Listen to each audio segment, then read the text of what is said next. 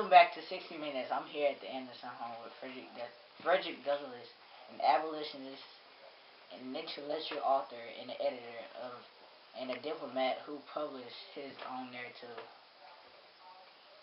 of his life.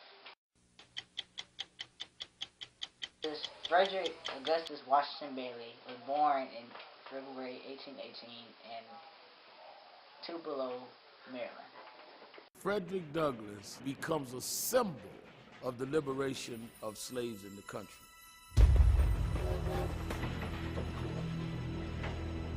Frederick Douglass, born a slave, that somehow has the audacity and drive to run away from slavery and decides to become a leader against slavery. So not only does he have the mental capacity to see himself free, he has the audacity to say, I can speak for the slaves better than the abolitionists that speak on our behalf and don't understand. What was your favorite quote from the book, your book, Narrative of the Life of Frederick Douglass?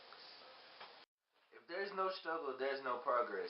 Those who profess to favor freedom and yet depreciate agitation are men who want crops without plowing up the ground. They want rain without thunder and lightning. They want the ocean without the awful roar of its many waters.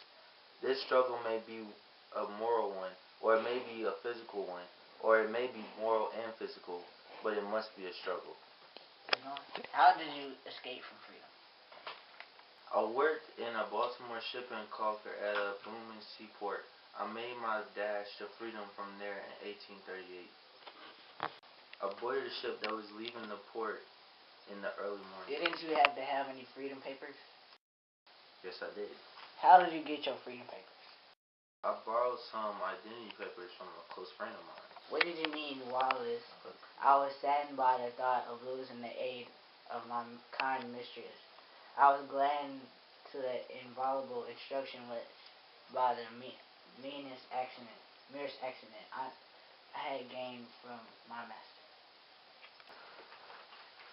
Well, this was after Hugh Auld ordered Sophia Auld to stop reading lessons because he felt some type of way about me getting an education because it ruins a slave for slavery. It felt as if I was a victim of enforced ignorance, and it just was not right.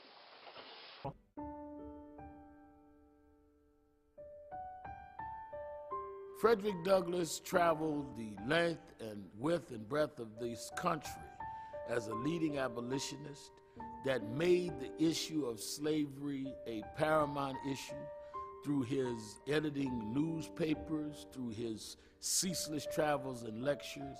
He helped to make it a real movement that by the time Abe Lincoln is running against Douglass, it is a national discussion. It would not have happened if you didn't have a spokesperson that worked as tirelessly as Frederick Douglass did.